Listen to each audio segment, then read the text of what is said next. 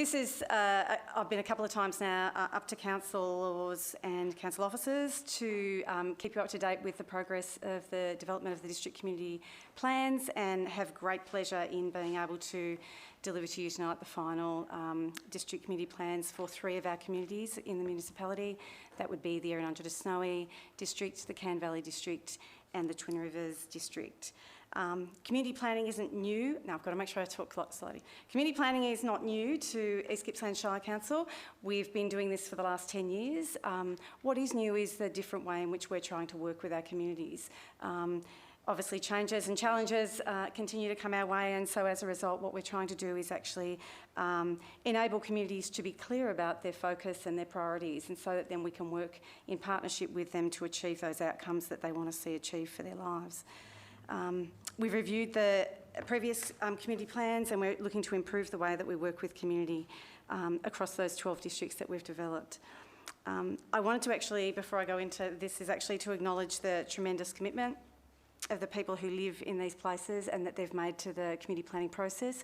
This project's been going on, in 2016 we put in the application, so this project's been going on for more than 2.5 years. And they've been there along the entire way. They wrote letters of support to actually get the grant to be able to implement the project. They've been at the workshops, they've been at the information sessions, they've filled in the community surveys, they've lobbied each other people to fill in the community surveys. And so the consultation has been a part of the entire process. It isn't that we had a product and we went out to community and asked them to endorse it. This is the work that you see in these 3 plans is the work of these communities. They have, it's the culmination of all the work they've done in the workshops and the surveys and the evidence that we've collected throughout the process. So 144 hours has been a contribution made by those participants and those people in those communities. Over the past 2 years, we've developed these 3 district community plans, and they're significantly different from those in the past. They're based on evidence, so those community surveys and the data and the ABS information that we've collected has tried to ground us in the evidence of what is, and so it wasn't a fresh slate. 2 of these communities have got existing community plans, so it's about going back and reviewing what they already had in their plans, what they achieved, and whether or not that's still relevant. And in the majority of the cases, their values, their visions, what they hold as important is still relevant from what they previously had in their plans to what they have now. It's just the challenges of how they actually achieve those are probably different from the previous plans. We've been able to go through this process that we've gone through, be able to build trust and genuine relationships between council and these communities. Lots of effort and energy has gone into building ongoing, lasting relationships so that we can, it's not just about creating a plan and then off we go, it's about having an ongoing relationship across the entire organisation with these communities, and that's something that I think in this new way of doing things that we've been able to actually achieve. I wanted to just outline, I suppose, the 4 key outcome areas that have been consistently addressed or identified in the communities that we've got here. They are a thriving and prosperous economy. So these are the things that the community want to see occur for them. A thriving and prosperous economy, safe and healthy communities, healthy and sustainable environments, and resilient and connected communities. And I don't know that anyone would argue that that's not a reasonable outcome, most of them had ideas and aspirations that fall into those 4 outcome areas. We have a real unique opportunity now, and I think we're actually leading in the way in terms of place-based planning and working with our communities to be able to embrace the organisational restructure that's occurred within East Gippsland Shire, and to encourage all of the departments now in the implementation phase of these plans to work collectively and collaboratively to achieve the outcomes that community. I think Councillor Reeves talked about the aspirations and hopes of the community. That's absolutely what's captured in these plans. It's their aspirations and what they see, what they want to see occur in their places. We've bundled these really regularly, like doing 3 lots of plans all at the same time has been exceptionally challenging for both the communities and also for the staff. So I need to acknowledge the community planning team in the development of these plans, as well as the council officers and also our partner agencies, Delwip, Parks, Department of Human Health and Human Services, lots of different agencies have come along on the journey with us. So it isn't just us, it's about what's all our different roles and how can we work together to achieve the outcomes for community. So our community planning team have spent long hours on the road away from their families to be able to ensure that these outcomes are the best outcomes that we can have.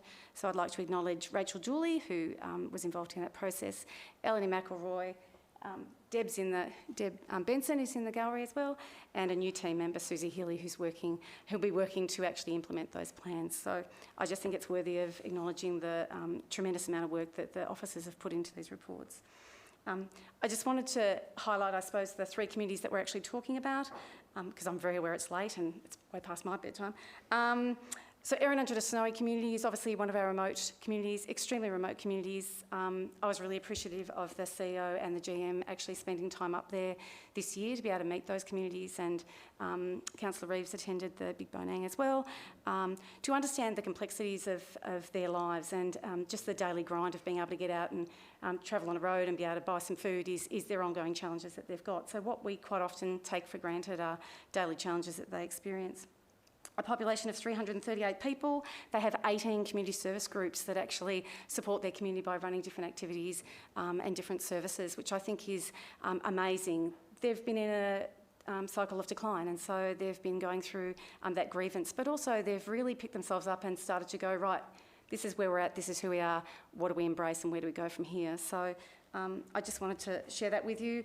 One of the challenges I put to the groups and the community members that participated in the process was by the 6th workshop, we were all pretty tired, and I asked them what would they like to see at the end of this planning process.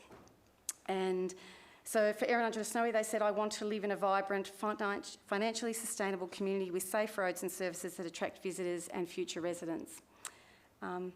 For the Twin Rivers population, we've got a population there of 2,700 people and growing. It's a growth area, so it's at the opposite ends of where Errinundra Snowy is at this point in time. It has 20 service groups currently servicing that community.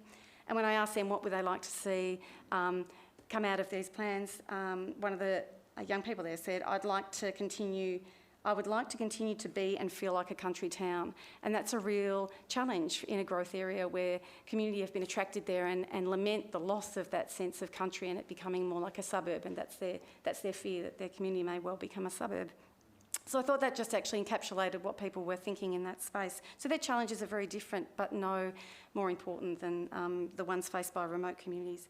And the final remote community that we've worked with is Can Valley, which has a population of 378 people and again has gone through a significant decline over the last number of years. They have 20 service groups supporting their community for a range of services and groups, and that's amazing considering, again, the size of those communities.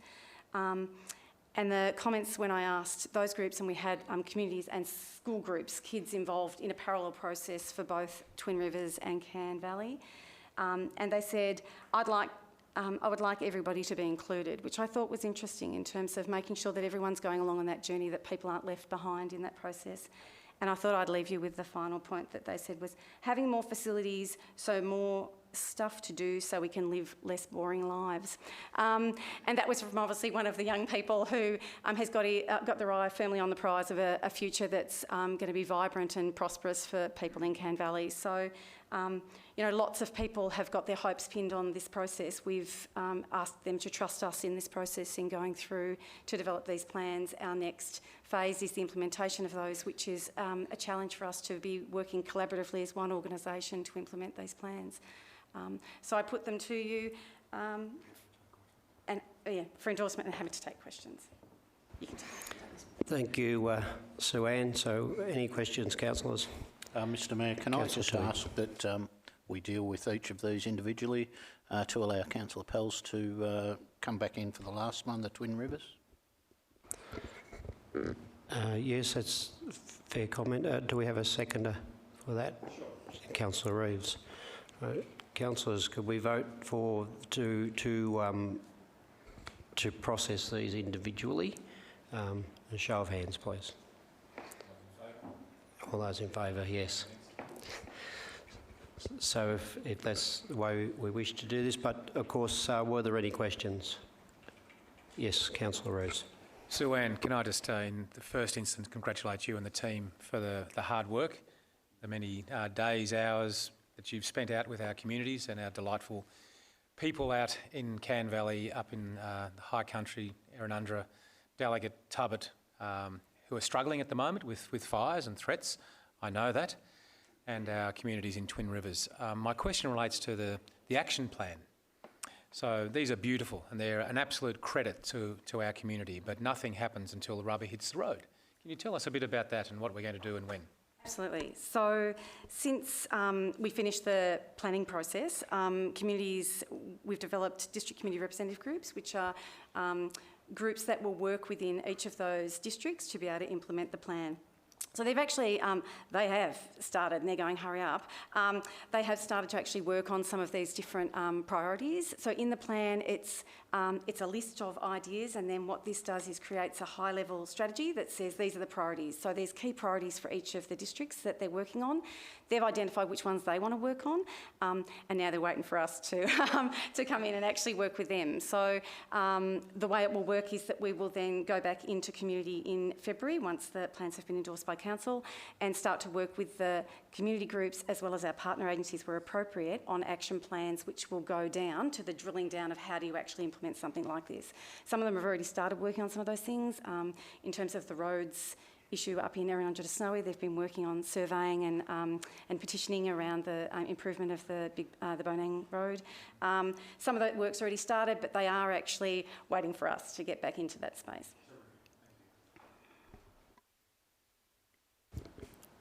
Any other questions, councillors? Yeah, Councillor Toohey. More of a comment, really. It's lovely to see that council staff are taking the approach, or the same approach that I personally, and I'd like to think the other councillors in the room are taking to our communities. This is what we're here for. This is our job, and it's wonderful to see it being done well. Thank you. Councillor Roberts. Surprise me. Thanks, Mr. Mayor. No surprises here. I really appreciated the grassroots process that was obviously taken while these plans were put together. It was really obvious that the community had a really hands-on input on this process, and it's good to see. So hopefully this affects our future planning and decisions around communities and gets a positive outcome. All right then, councillors, if discussion, questions. So if we take these one by one, I'd like somebody to move the Cairn Valley first. So we have... Yeah, Mr Mayor, I'm happy to move the Cairn Valley Community Report. Okay, seconder is Councillor O'Connell. I would suggest that we... Should anyone speak to this or against? I'm just happy to add a few comments, just to reiterate the comments that have already been made, and to acknowledge the hard work that's gone into these beautifully presented documents, but the richness of the data that's in them and the use that we can get out of them as a council in understanding totally what that community wants, what their priorities are around their people, around their environment, around their economy, around their community, and most importantly around their resilience. So thanks very much. All right, we will take a vote. All those in favour? Passed unanimously. Thank you, councillors. Now, if we could move to Mayor, I'm happy to move the Errinundra to Snowy District Community Plan. Thank you, Councillor Reeves. Seconded by Councillor Toohey. Would you wish to speak, Councillor Reeves? Well, this is one of my favourite parts of the Shire in terms of its natural beauty and its diversity, from the mountains, the deep-cut forest, down to McKillop's Bridge, and some of my favourite people as well, who have looked after me in the past, and I hope that we can look after them as well. This community plan is a tribute to them and a tribute to the hard work of that particular community. So, councillors, I commend this to you, and I'm sure that you will vote with enthusiasm. Thank you, Councillor Reeves. I would suggest now that if we just put the list to the vote, that those in favour... We did. Councillor Toohey seconded. Councillor Buckley, I didn't see a hand. Just a little bit weak. a little bit weak this late into the evening, so that was unanimous also. Thank you, councillors. Now, could somebody please get Councillor Peltz to return?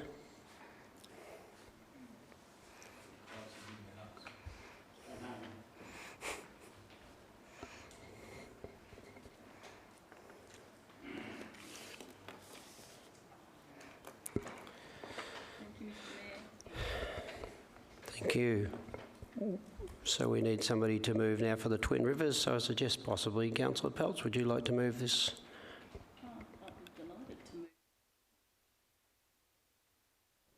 I would be delighted to move the Twin Rivers Community Plan. Thank you. Do we have a seconder? Councillor Roberts, would you like to speak? I would like to speak. Thank you, Mr Mayor, and I would like to say the community plans are probably one of the most exciting things that us councillors get to deal with, because it actually is the community's wishes on how they want their community to be in 5 and 10 years' time. And I'd like to commend the officers for their hard work, and I think they've done an excellent job. And I believe moving forward, it's something that needs to be revised in all of our communities, because we seem to be getting at the top end of our wish lists, and that leads me to say I think those community plans need to be revisited so that we can stick some more things on their agendas and put some more grant money towards projects that they see valuable for their communities. So I know when we first did these, Buchan was really one of the first communities. They were doing their own, and I think they sort of led us to believe this is actually the positive way forward. So that's probably another community that needs to be addressed really soon, and I just get a lot of enjoyment out of seeing their lists, and you know, I look forward to seeing development and progress towards you know, what their wishes are. Thank you. Thank you for that, Councillor Peltz. So we have the council endorses the community plan for Twin Rivers. So all those in favour? Also passed unanimously. Thank you. And thank you, Sue-Ann. Thank you very much.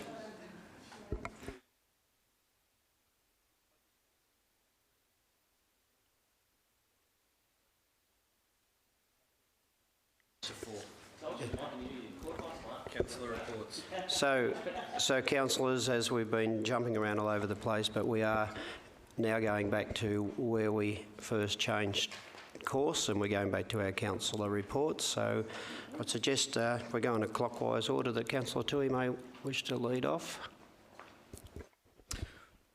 Thank you, Mr Mayor. I'll be very quick. I got a gold star for putting my report in first, which I'm quite proud of.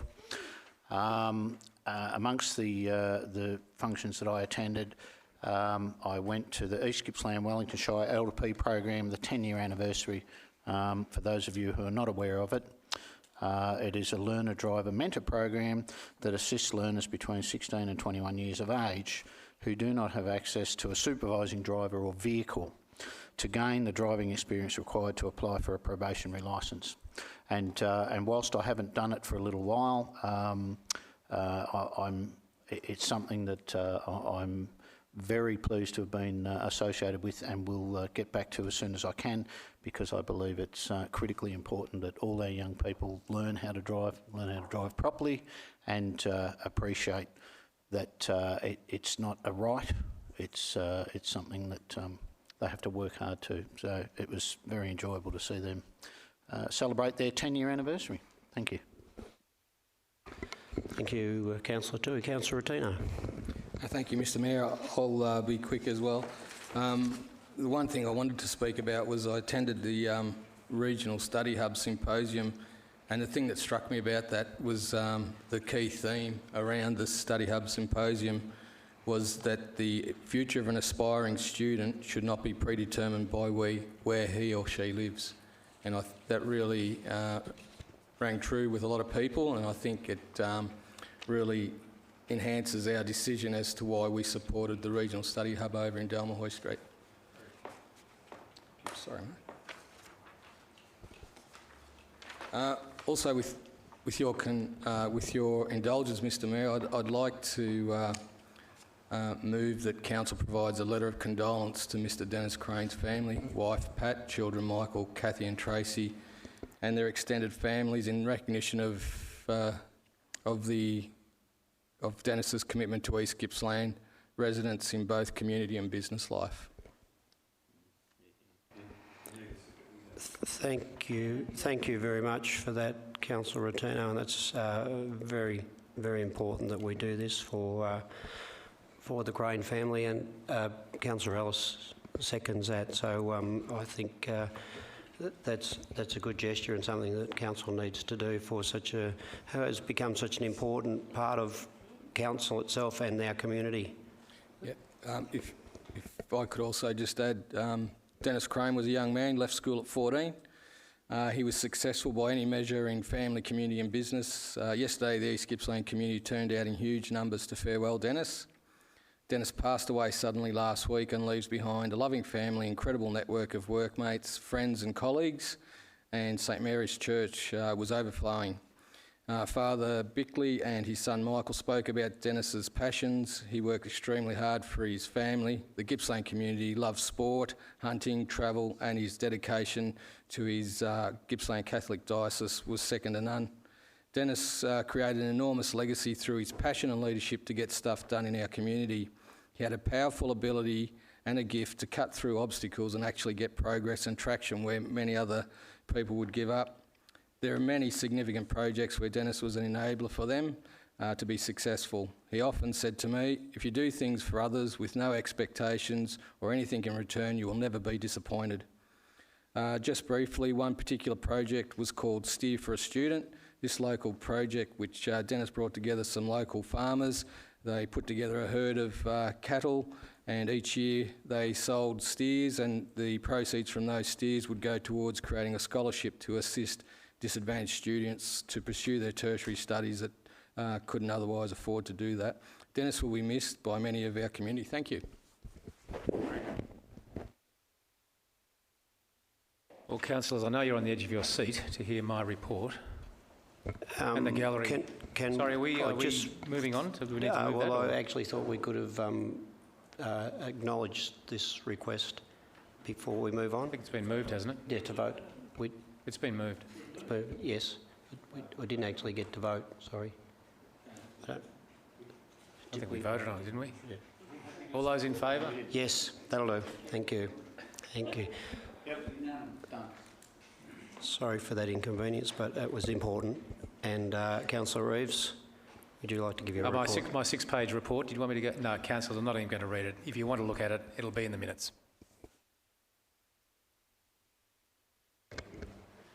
That's well done, Councillor O'Connell. What could you bring to the table to beat that? I'll be very quick. Just two to mention. Firstly was the 134th Omeo show, which was a great day with another record crowd passing through the gates. And we also had the ABC TV show Backroads filming, which that will feature the Omeo region next year around June, July. And secondly, I was pleased to attend the Clontarf presentation evening at Bairnsdale Secondary College last week alongside Councillor Rotino. We had attended training sessions during the year and it was an absolutely fantastic night to be there to witness the development of that group of kids. There wasn't a dry eye in the room at many points in the night. I just want to make a comment on Paul Carroll and Gus Fortune, who are the program directors and program coordinators who do an absolutely incredible job with these boys who are in primary school through to year 12, and to see the achievements, confidence and skills they've developed over the year is absolutely incredible, and they should be also proud of themselves, and it's a really fantastic program that we have in our community, and they really probably don't get the support that they should, so thank you. Thank you. Thank you, Councillor O'Connell. Councillor Buckley. Thank you, Mr Mayor. I went to the show too, and they couldn't, the big strong 10 men couldn't break my tea bag rope. So I was very pleased about that. They had a real good go at it, but they couldn't break it. And on Saturday the 30th of November, with several other members of the Omeo Historical Society, we visited the Harriettville Historical Society people in one of the most livable shires in the Commonwealth, being the Alpine Shire. The mostly one-man gold mine that runs a narrow gauge rail line deep under the Meg on the GAR was most interesting. However, the highlight was the deep dredge holes left by a huge machine that weighed in excess of 500 tonnes and left holes as deep as 80 feet deep. The only downside was the lunch that was nowhere near up to the standard we enjoy here. Thank you, Mr. Mayor.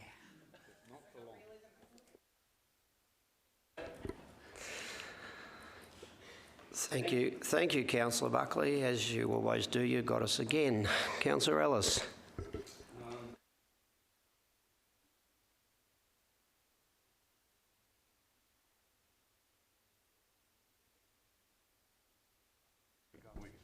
I've written the most I've ever written on the report, but like Mark, I'll tender it there. I better give you a copy of the presentation I received at the Lakes Entrance RSL's 100th year celebration, Mr. Mayor. I'll give that to you now while Councillor Roberts gets warmed up. Thank you for that. And Councillor Roberts, your report, please. Thank you, Mr. Mayor. I won't go through Councillor Pels's monthly digest, but I will really briefly talk about, I got to open the East Gippsland Art Gallery wrap with Councillor Toohey in attendance. I've done it for the last couple of years, and last year I thought was really, really good, but this year was exceptionally good. Like, it was a real standout. And yeah, everything in the gallery was really top class. So really good work from all the artists that have done that, and the staff that work at the gallery. I just want to congratulate Jill Hermans for getting the award. So $2,000, the award's up, I think, from $500. So now it's a nationally recognised small arts prize. So she was brought to tears, which was pretty special. But she is such a good artist, and if you're interested in her work, she sells it at Foundry, back of Safeway, and the show's open till January 18th, I think, and do yourself a favour and maybe even become a member. So, thank you. Thank you very much. Can you follow that, Councillor Peltz? Nice, short and sweet, absolutely. I just wanted to say, Mr. Mayor, I would like to highlight the economic stimulus that the multi-million-dollar upgrade to the APA Group and their contractor, the Downer Group, from the gas plant in Orbost on the Kringle Beach there. And I'd like to say it was announced as they're coming to the end of their time upgrading the facility, that over their stay, they have actually contributed amazingly to our community, not only in their accommodation and the food and the economic drivers that they've been able to put in, but also the nice thing about it is, as a workforce, they've actually fundraised to contribute individually, and they've managed to, over the last 10 months, the employees have contributed $255,250 from their social club funds, which has been spent in the community on 39 different important charitable upgrades. And some of these things are things such as the shade cloth sale replacement on the Orbost North School for $2,950, the Orbost Netball Club fencing for $3,359, and the Now and Hour Men's Shed, and they received a wood thickener for $2,609. So these are additional amounts of money that they've been able to contribute to the community with regards to buying raffle tickets and just amongst themselves. And I think it's a really admirable thing. And I'd like to see that kind of precedent be in our community from some of these big multinational industries that are looking at having a permanent fixture in our community. They also had an additional fundraising of $157,000 $745, which was given to families in need and for assistance. One of the families was the Ken Oakley family, and Ken actually suffered a fatal heart attack and passed away, but they received $77,370. The Owen family received $14,800 after the father had a truck accident, and Gracie DeLazia received $16,950 to help aid in her brain cancer operation. So I look at all these things, all up there was 7 families that received additional funding. The total amount raised by these guys and given to our community, verging from Marlow or Boston Lakes entrance, was $312,895, and I think that's really commendable. And I think, on behalf of the community, we'd like to say that they're extremely grateful, and we'd like to thank them for their additional contribution above and beyond the actual company itself. So I think that's really lovely. I've also been extremely active in the past month advocating for our region in regards to the regional delegate of the rural councils, the MAB transport infrastructure and timber issues arising from the Andrews announcement in November. And I was also pondering if there was opportunity for us to recognise Michael Oxley's contribution to our community, OXA,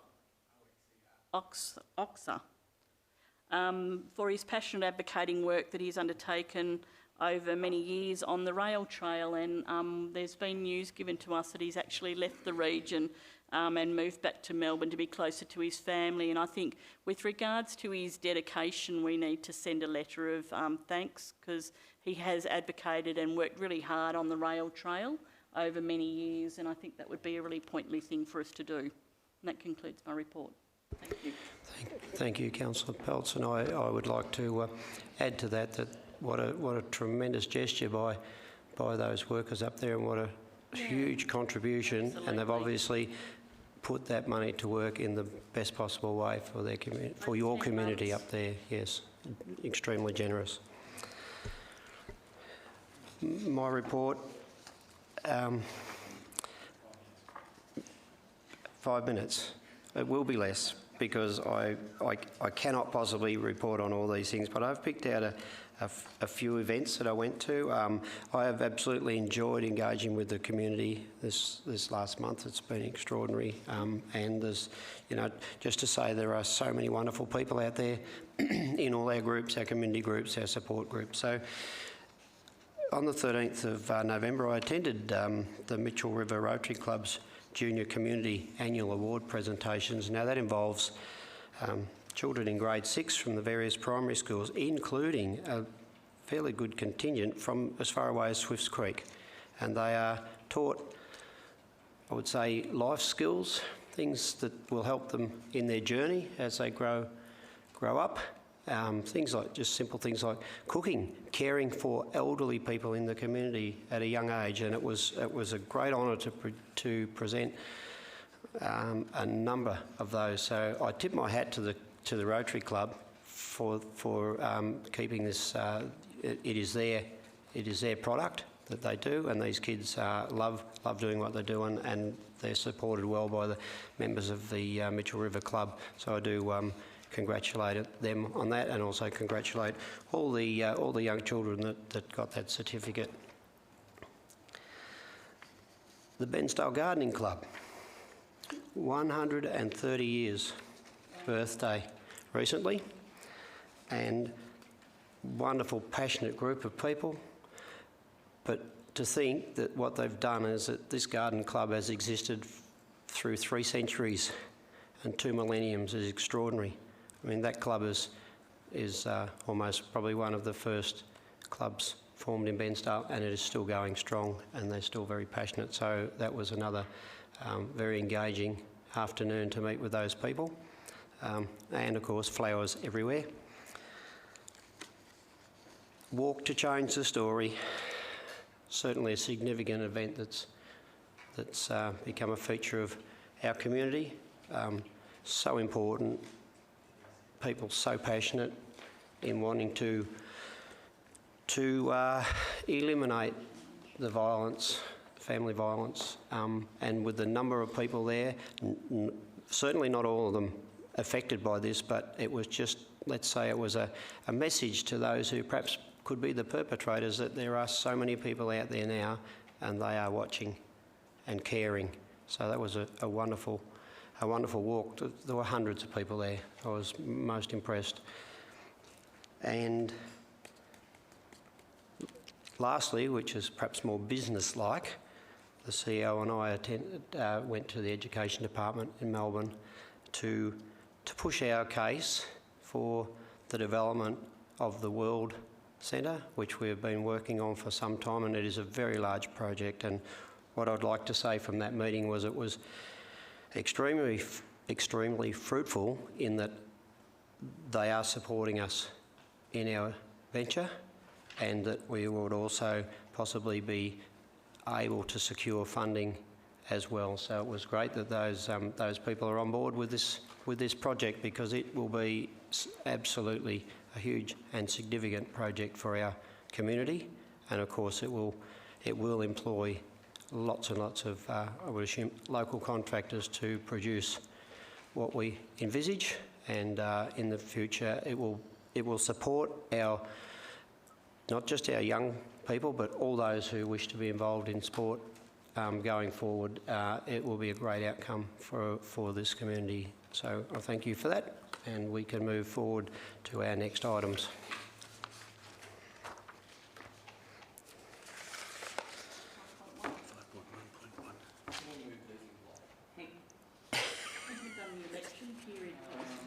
We've done 5.1.1. We have to go back. Have we done 5.1? We are back to... Sorry? Councillors, I'm suggesting that we move on block items 5.11 to 5.17 inclusive.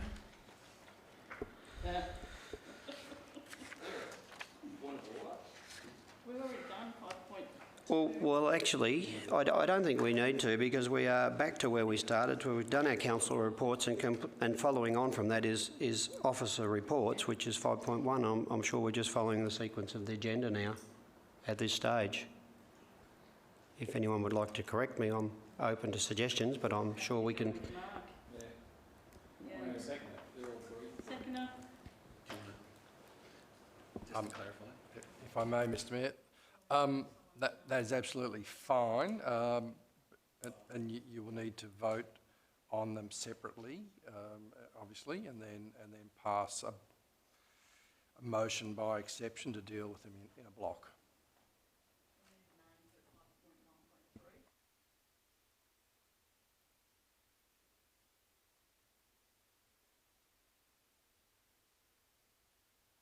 If I may, Mr Mayor, that's right, and also 5.17 on some minor amendments to add two omitted bodies for representation.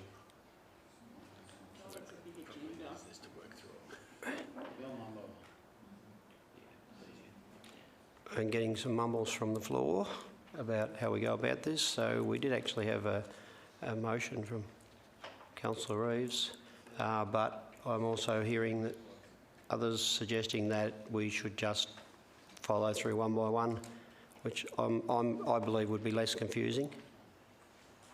I'm sure. Well, Mayor, if I can talk to my motion.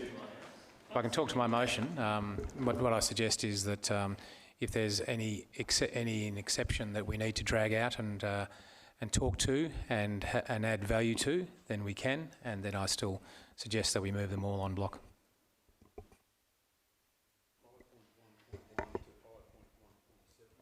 Yes, and I believe we need to pull out 5.1.3 and insert a name for the audit committee one, and I think that's probably the exception. So if you... And 5.1.7. Okay, no worries. Did you check out 5.1.3? Okay, no worries. All that, right, so if Councillor Reeves has put forward his reasoning. Discussed it all at length anyway. Did I see a seconder for that? Councillor Peltz. All right then, well, we'll go with that. All those in favour?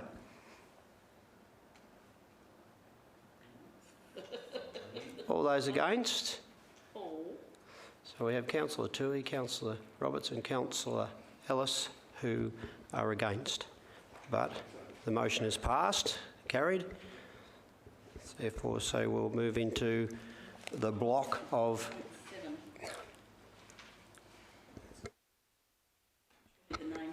Thank you, Peter. So, Mr Mayor, thank you. So 5.1.7, appointment of council representatives.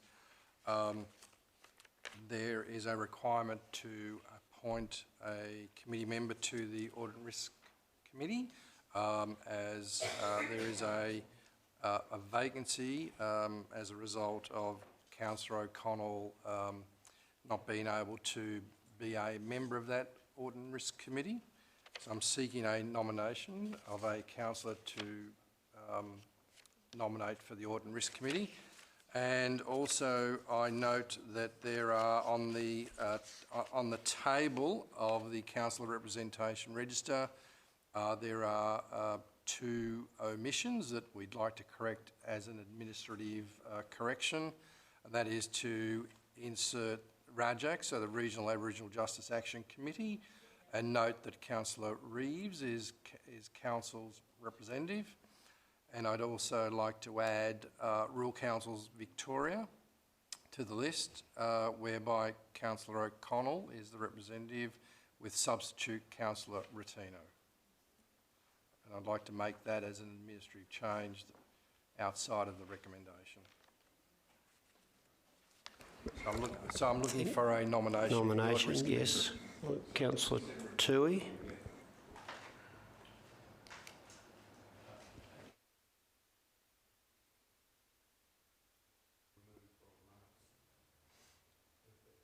Sorry.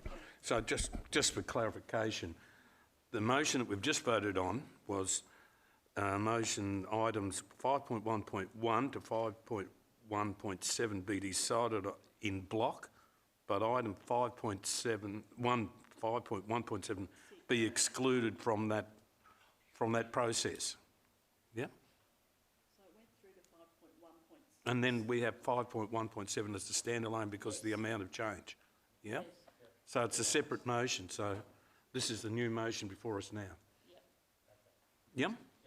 That makes sense. Yep. Yeah, so we're dealing with 5.1.7 and Councillor Toohey wished to make a nomination. I'd like to nominate Councillor Reeves for the position on the Audit and Risk Committee. Councillor Reeves, do you accept? Yeah, I'm happy to accept that as long as we can meet on a Tuesday.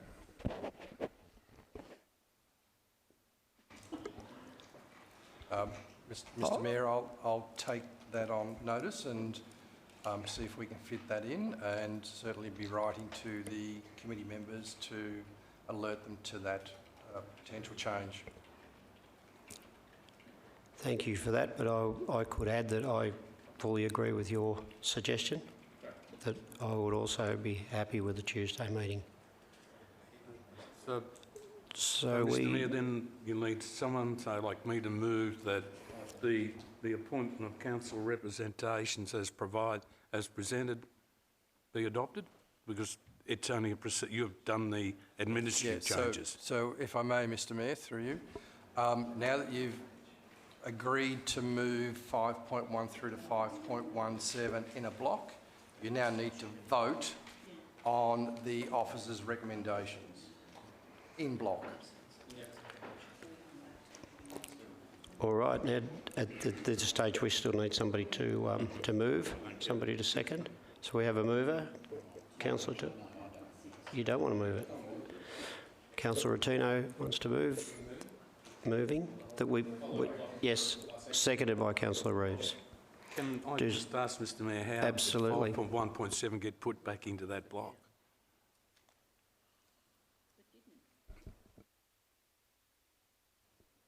Through you, Mr Mayor, my understanding was it was always in that block, but we are waiting for a nomination for the Audit Risk Committee.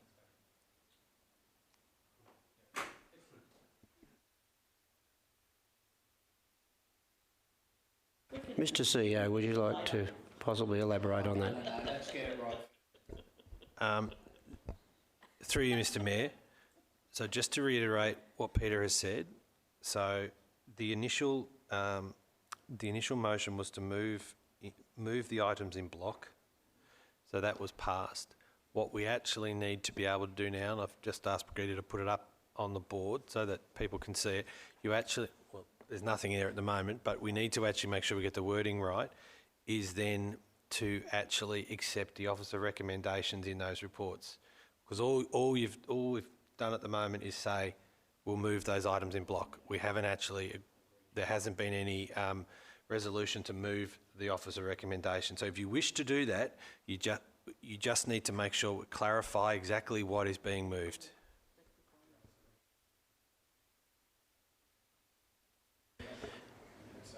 So we'd gotten as far as somebody to move and somebody to second, which was... So, Mr Mayor, with your indulgence, items 5.1.1 to 5.1.7 be moved in block with the officer's recommendations adopted. Thank you. And Councillor Reeves, you seconded that. Do you want to ask any questions or have any discussion? I'd like to raise something. My fellow colleague here seems to be uncomfortable, Councillor Roberts, with regards to the item 5.1.2 about the review of organisation, the 1.5 million savings,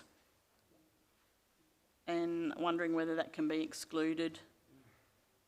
I think we go back to... Well, sorry, Mayor, there's a point of order, and my point is that we've moved that already. Yes, exactly. No worries, we'll just rescind it.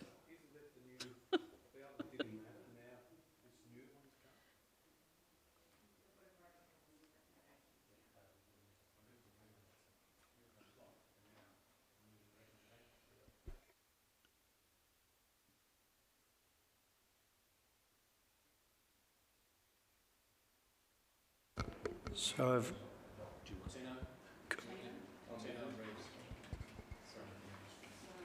Councillors, if you could just bear with us to make sure we get the wording right. We haven't actually, we haven't done this in my time here, and I just want to make sure that there is no unintended consequences of doing this. So if you can just bear with us, Mr Mayor, we'll just make sure we get the wording right so that it's really clear.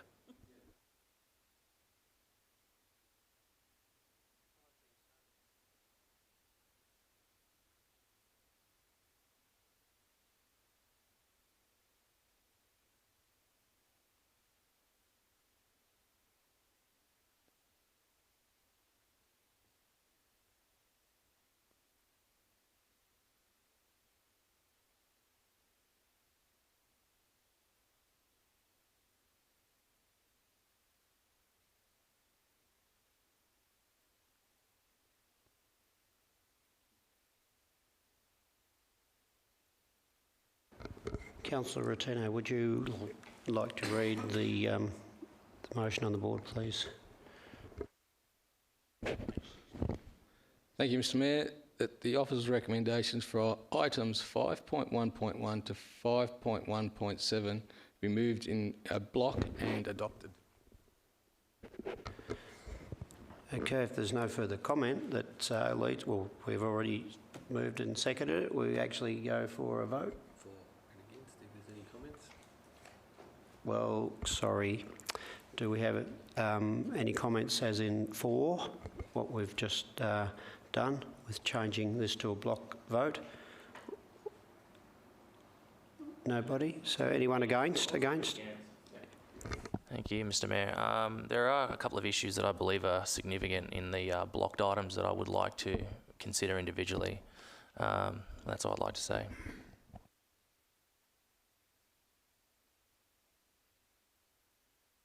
Councillor Ellis, yes. So I'd like to support Councillor Roberts, but of course we can't speak. because the other matter's been adopted. I am confused with this. And I don't think this is again, to quote Councillor Reeves, it's decision-making on the run, and it's probably, sorry Mark, but, and I'm not thinking that we've got this right. This is something we should have worked on previously, and there could be some decision within there that none of it, well, it's been flagged by Councillor Roberts, that we're not comfortable with. This is the difficulty of confusing late in the night, things trying to be moved in block. So I'm also against this particular motion. Where are we then? Yes. Thank you, Mr Mayor. Look, the recommendations are in our papers. We've read them all. If there was any concerns, we could have pulled them out when we decided to vote as a block. So, I'm not sure what else we can say.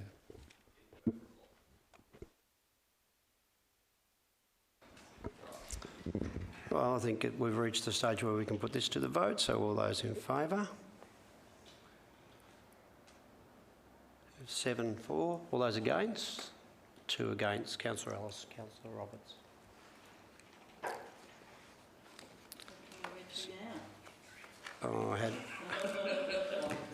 I think I had it.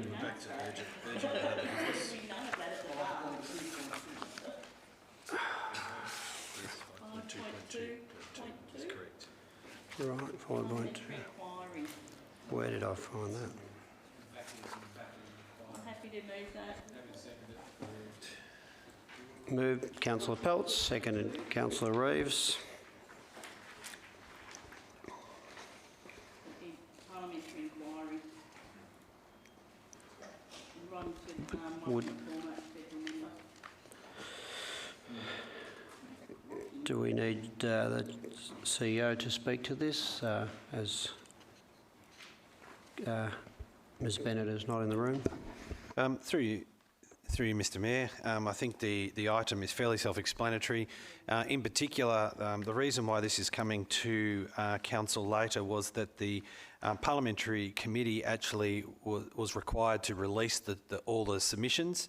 That has now happened, and so we're able to publicly put this out on into the public domain, which is a really important thing for Council to do in relation to the advocacy work that we're doing to the various levels of government, both state and federal, around the issues that are important to people that live in regional areas. And this was an opportunity to prosecute that, and now we can put it into the public domain. Thank you. Do we have somebody to move that? I've moved it and seconded. That's correct. All those in favour or anyone want to talk? In favour? You wish to speak? No, don't. Well,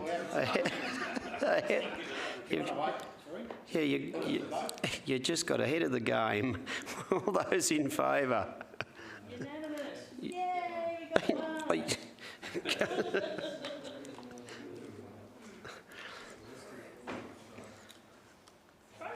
Item 6. Yeah, we've got to jump right through here. We're going up to Item, Item 6, urgent urgent and others. where's it gone? Thank you, Mr Mayor. I have an item for urgent other business with your indulgence.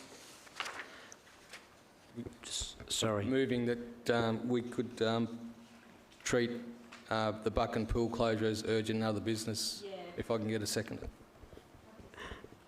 Councillor O'Connell has seconded that, and absolutely urgent and other business. Thank you, Mr Mayor.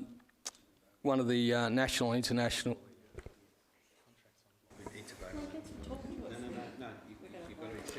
Okay, so we have a mover, we have a seconder. So in order to bring that forward as urgent and other business,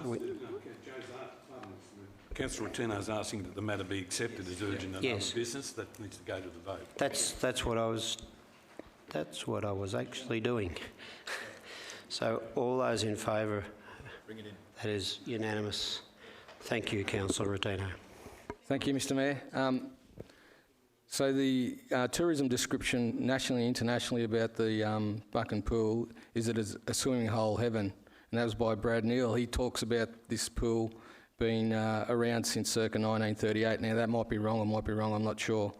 But it's a renowned pool and a renowned tourist icon. What I'm suggesting, Mr Mayor, that we move a motion to write to Parks Victoria Regional Director, Eastern Victoria, Mr Graham Baxter, the responsible Minister for Parks Victoria, the Honourable Lily D'Ambrosio, and our upper house members for Legislative Council for Eastern Victoria, Honourable Jane Garrett, Harriet Shing, Edward O'Donoghue and Melina Barth, and our member for Gippsland East, Mr Tim Bull, requesting that the decision to close the pool be urgently reviewed in light of, one, the timing, summer, drought, fires, recent industry decisions, the fact that the Buchan Cave Reserve is the most visited tourist icon in East Gippsland, three, that the pool is promoted nationally and internationally as swimming hole heaven, 4, why was the Buchan community not consulted on the Parks Vic decision?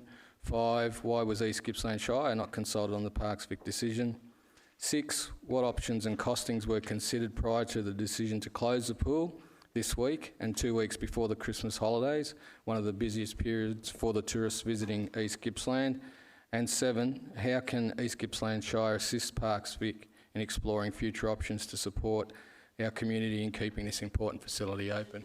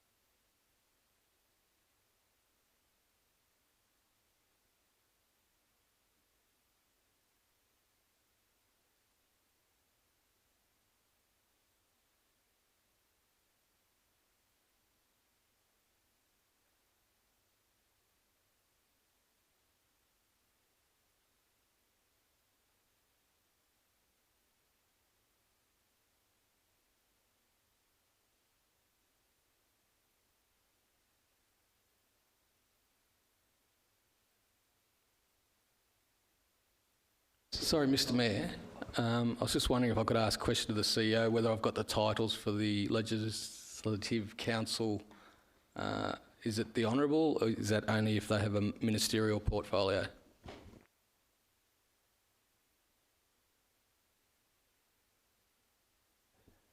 Through you, Mr Chair. Look, at the end of the day, the intent is there of who we're going to write to. We will make sure that the appropriate titles are on the letters. So I don't think we need to get bogged down in that at the moment. But because you're right, there are some slight differences in whether you're honourable or not, and we will make sure that that is dealt with in the letters. I think I know somebody that might have the answer to that, but we can leave that at the moment. Thank you, Councillor Rottino. Now, do we have someone to second this? Councillor Peltz. All right, open for discussion. Councillor Ellis. Thanks. Supportive, so it's not a criticism. I'm just wondering why we should be using the word why to members of Parliament, whether we should be using another form of language, because Harriet Shing's not going to be able to answer the why decision because that was a decision, or Melina Barth. It's a sort of a question, how do we use a bit better language to direct it, because we want an answer from Parks Victoria, because that's where the decision came through and under Minister, who are a committee mentioned under Minister D'Ambrosio. So that theme perhaps should be there, but I'm not sure how to word that, my query at the moment.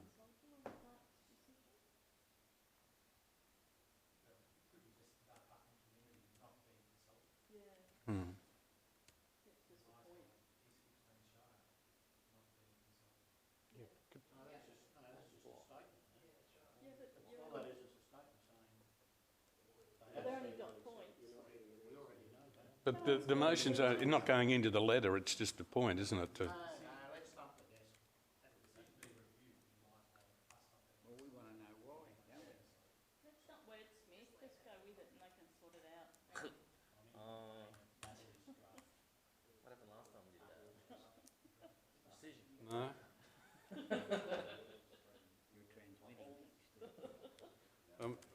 anyone's got any, can help me? Joe just brought up, made a comment which I heard from Darren Chester, we're just not loud enough. Let's be loud. Why? Can we yell it? How do you put it in yelling writing? We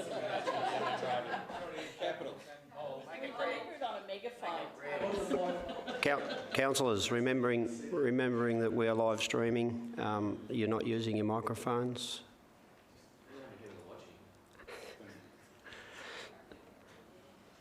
So it's open for discussion. Councillor Ellis has said his bit. Does anyone else wish to speak?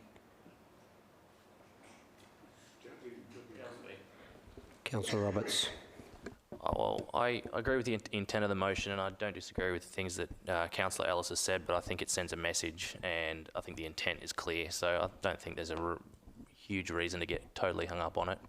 But yeah, I can see the conflicting issues there, but I will support this motion.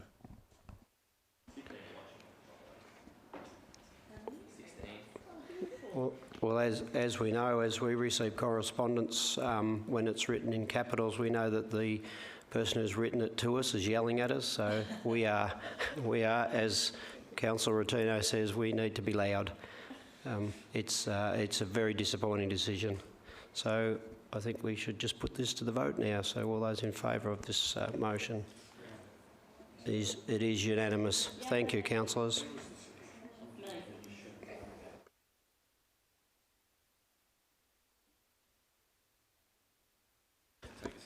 Okay, at this stage, councillors, we are needing to go for confidential, so in camera. So somebody to move it, please. I'd like to move that Council now close the meeting to the public in accordance with the provisions of Section 89(2)A and D of the Local Government Act 1989 to consider items 7.1 to 7.10 as these items relate to personnel and contractual matters. Councillor Peltz has seconded. So we put that to the vote. All those in favour of going in camera? Thank you. Councillor Buckley? That's unanimous. So just give a couple of minutes.